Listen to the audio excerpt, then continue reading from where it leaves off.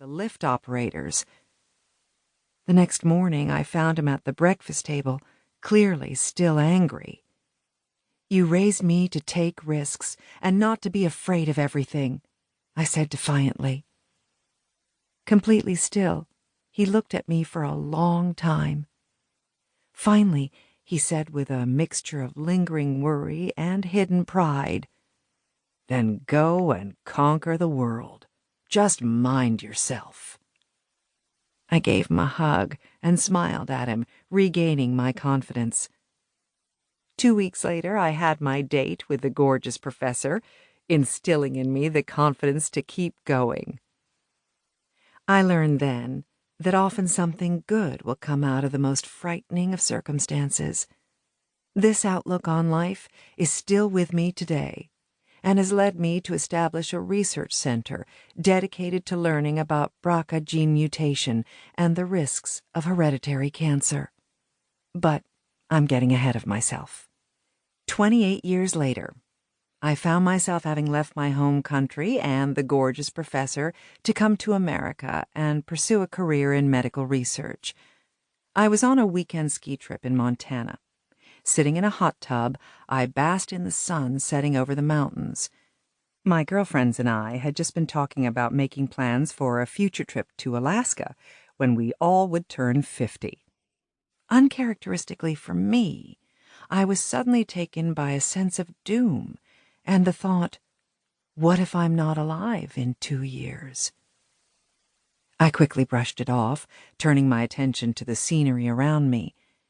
In that moment, out in the vast snowy mountains with a wonderful family, great friends, and a fascinating career, life seemed all but perfect. But after returning back to San Francisco, the uneasy sense of something being amiss lingered. I walked into my clinic at the University of California that Monday and was greeted by Tara, our nurse practitioner. Before she could hand me my schedule for the day's clinic, I interrupted her hastily to say, "Please schedule an appointment for a screening mammogram for me." Taken clearly by surprise, she asked, "Why? You don't do mammograms for somebody your age, especially without family history." And she was right. After a long discussion, our practice had settled on a unified approach in response to rapidly changing guidelines on mammograms and decided not to screen women under the age of 50, which was the reason why I had not had a mammogram in 7 years. "Well, I feel I should have a mammogram, so please get me on the schedule before I change my mind," I replied with a shrug. Tara just stared at me, but then nodded, a baffled look in her face. I could hear her mutter, "Whatever," rolling her eyes. I can't explain why I went against my standard protocol of not screening women under 50. Was it intuition? Regardless, something had triggered a gut decision, and even though I'm a scientist, I've always respected my instincts, and being a scientist has taught me that there is often more than we can explain. Tara interrupted my thoughts, not letting the topic go. "Are you revisiting our approach to the current screening guidelines after we finally settled on our recommendations, or is this an exception just for you?" she asked, genuinely curious. "No.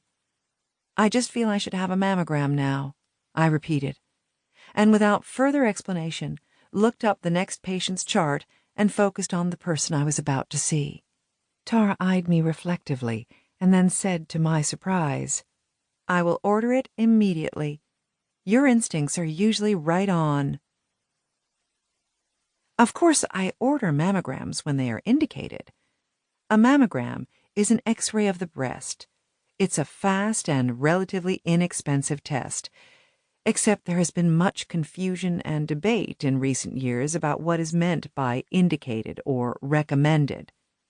Cancer experts and the major breast cancer societies, including the American Cancer Society, ACS, American College of Radiology, ACR, American Society of Clinical Oncology, ASCO, and the U.S. Preventative Services Task Force, USPSTF, stage regular, heated debates on the topic, usually culminating in